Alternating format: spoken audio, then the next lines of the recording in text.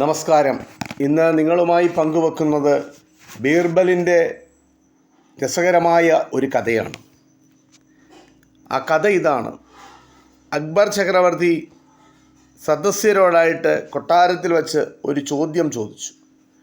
ആ ചോദ്യം ഇതാണ്: ആഗ്രയിലെ പ്രാവുകളുടെ എണ്ണം എത്രയെന്നായിരുന്നു അത്?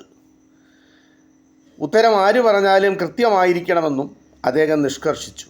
വിചിത്രമായ ആ ചോദ്യം കേട്ട് കൊട്ടാരത്തിലെ സദസ്യർ അമ്പരന്നു. രാജാവിന് ഭ്രാന്ത് പിടിച്ചോ എന്നവർ സംശയിച്ചു. എന്നാൽ രാജകോപം ഭയന്ന് ആരും ഒന്നും മിണ്ടിയില്ല.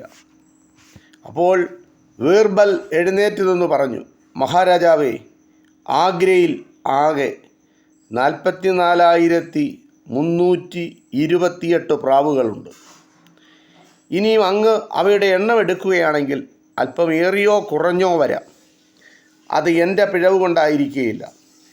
എണ്ണം കൂടിയാൽ അയൽ രാജ്യത്തു നിന്നും അത്രയും പ്രാവുകൾ ബന്ധുക്കളെ കാണാൻ ഇവിടെ എത്തിയതാവണം.